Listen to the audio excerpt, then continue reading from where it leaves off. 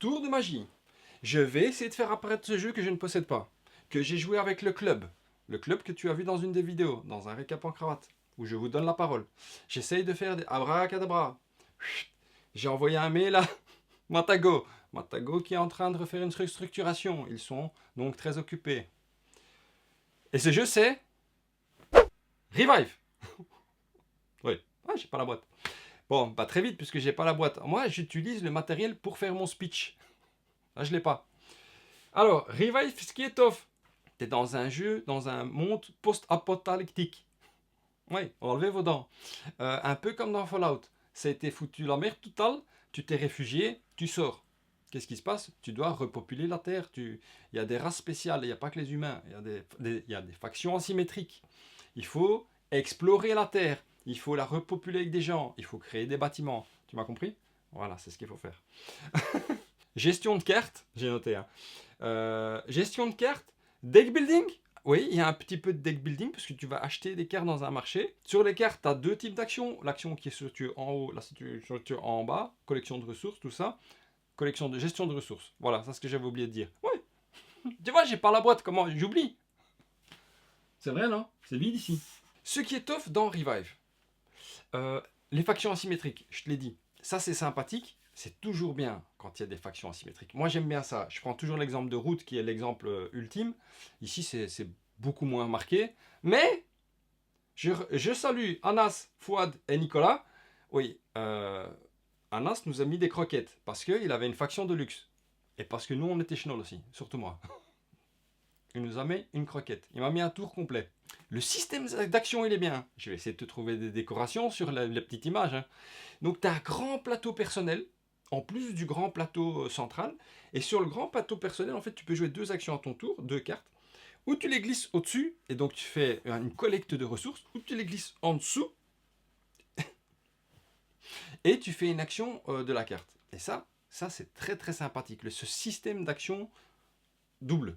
Ce qui est off, oui, ça on a tous ressenti ça. Tu as toujours quelque chose à faire, et ce truc que tu as à faire, tu as l'impression que c'est value. Tu as vraiment l'impression de faire des actions qui sont cool et qui servent à quelque chose. T'en entends un peu moins forte, t'en entends un peu plus forte. Ça, c'est un sentiment génial qui existe du début à la fin du jeu. C'est off, vraiment. Des tours rapides, sauf quand Alas réfléchit. Alasis, mais il a gagné. Ouais, c'est comme ça, paralysis. Des tours super rapides, en tout cas, les miens. Je te parlais du plateau individuel. Plateau individuel qui sert à jouer des cartes en haut, en bas et peut-être même à droite.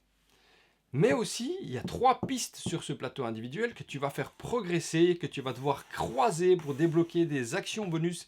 C'est un jeu sur lequel tu peux faire des combos grâce à ton plateau individuel. C'est cool. J'ai mis du temps à comprendre que c'était important.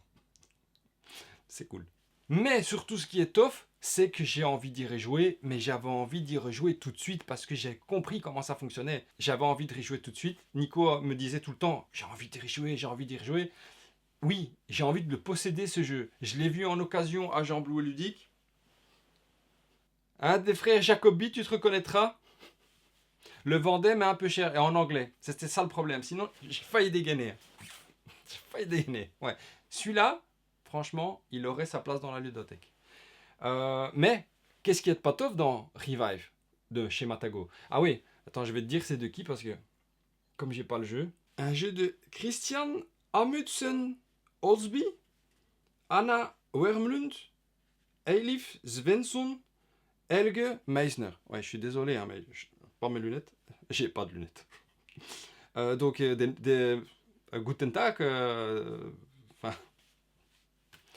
School of Instru. School of Instru. Des gens qui nous viennent des pays scandinaves. Illustration Dan Roff, Germund Bollon, Martin. Qu'est-ce que c'est? Motet. Toutes mes félicitations à vous tous. Un jeu traduit par les Matagot.